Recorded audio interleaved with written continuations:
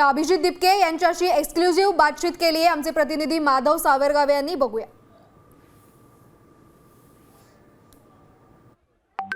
अभिजित आपल्या सोबत आहे. महाराष्ट्रातल्या प्रत्येकाला असं वाटतं की अभिजितची तब्येत चांगली असावी, कारण त्यांनी टायफॉइड झाल्याचा मेसेज टाकल्यानंतर अनेकांना असं वाटत होतं की या आंदोलनाचं काय. तो स्वतः आपल्या सोबत आहे. तुझ्या हातामध्ये हे इंजेक्शन सलाईन लावल्याची सिरीज आहे, त्याचबरोबर अंगात ताप आहे, हे सगळं असताना सुद्धा या जंतर मंतरच्या व्यासपीठावर पुन्हा आला.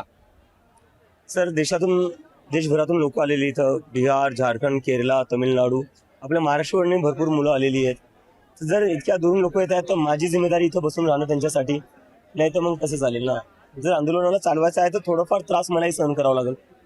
पण हा त्रास गेली 1.5-2 महिन्यांपासून आहे. मी स्वतः बघतोय, कारण आई वडिलांकडे जातो, आई वडिलांना तेवढीच काळजी आहे. तरी इतकं मोठं हे आव्हान कसं पेलणं सुरू आहे, असा एक प्रश्न आहे. नाही सर, काय ना, आता हे जनतेने त्यांच्या हातात घेतलेले. जनतेचं मला धन्यवाद करायचं की त्यांनी ही जी मुव्हमेंट आहे ती खूप मोठी बनवून टाकलेली आहे. ही मुव्हमेंट आज देशभरात पसरलेली आहे आणि त्यामुळे सरकारवर दबाव तर निर्माण झालेला आहे.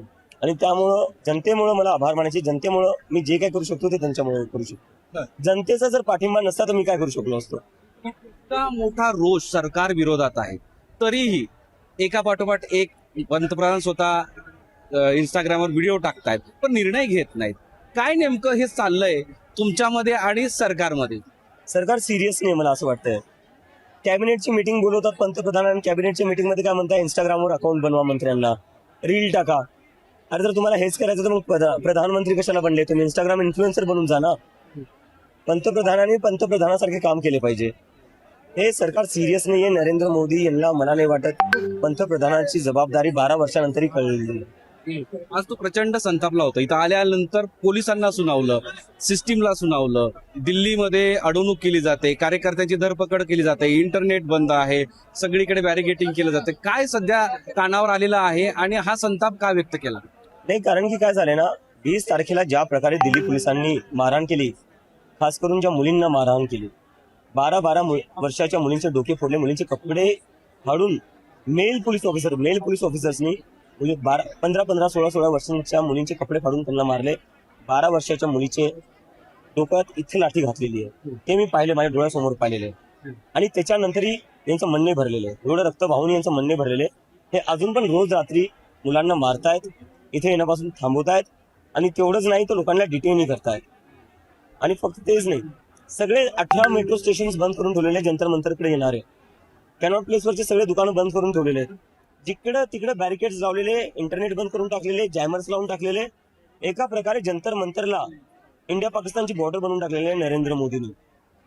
म्हणजे या देशाचा प्रधानमंत्रीचं फक्त एकच लक्ष आहे, सगळी दिल्ली ठप्प कशी करता येईल आणि लोकांना जंतर मंतरवर जाण्यापासून कसं थांबवता येईल याच्यावर लक्ष आहे. अरे, एवढीच जर मेहनत तुम्ही जर पेपर लीक थांबवण्यासाठी घेतली असती तर आम्हाला इथं बसायची गरजच पडली नसती ना. पण काल बैठक झाली, आज आता थोड्याच वेळात बैठक होणार आहे. बैठकावर बैठक घेण्यासाठी तयारी दर्शवलेली आहे. पण निर्णय एक मात्र तुम्ही जे मागणी करता ते होत नाही. याच्या मागचं कारण काय? मग ते सरकारलाच विचारावं लागेल. धर्मेंद्र प्रधानमध्ये असं काय जे सगळा देश त्यांचा राजीनामा मागतोय, पण नरेंद्र मोदी म्हणतात नाही मला तर आवडतो. ते पंतप्रधानांनी सांगावं. पण आम्ही क्लिअर आहे, धर्मेंद्र प्रधानचा राजीनामा घेतल्याशिवाय आम्ही इथून सरकणार नाही. तर एक शेवटचा प्रश्न विचारतो. एवढा मोठा क्राऊड, संताप आहे, तितकीच उत्सुकता आहे की आपल्याला आपण जिंकतोय म्हणून. पण अशा स्थितीमध्ये सरकारनं हे जर आंदोलन हातात घेतलं, यावर नियंत्रण मिळवण्याचा प्रयत्न केला तर काय होईल? शक्य नाहीये. जनतेचा मूड काय ते समजून घ्यावं लागले. इथे लोक म्हणतात जर धर्मेंद्र प्रधानचा राजीनामा नाही झाला तर आम्ही नरेंद्र मोदीचा राजीनामा घेऊ. शक्य नाही. खूप वर्ष तुम्ही लोकांना दडपशाही खाली ठेवले, खूप वर्षांपासून तुम्ही लोकांना घाबरून ठेवले. आता लोकांच्या आतली भीती संपलेली आहे. थँक्यू अभिजित. आणि काळजी घे, कारण मी स्वतः छत्रपती संभाजीनगरचा आहे, अभिजित स्वतः संभाजीनगरचा आहे आणि आई वडील सुद्धा काळजीत आहेत. आणि महाराष्ट्रातील लोकांना वाटतं की यांनी हाती घेतलं आंदोलन हे पुढे गेलं पाहिजे. बघूयात की आता या आंदोलनाचा निर्णय पुढे काय होतो. माधव सावरगावे, साम टीव्ही, जंतर मंतर, नवी दिल्ली. तर हे होते अभिजित दिपके. सरकार याबाबत सिरियस नाही, धर्मेंद्र प्रधानांचा राजीनामा झाल्याशिवाय आम्ही मागं हटणार नाही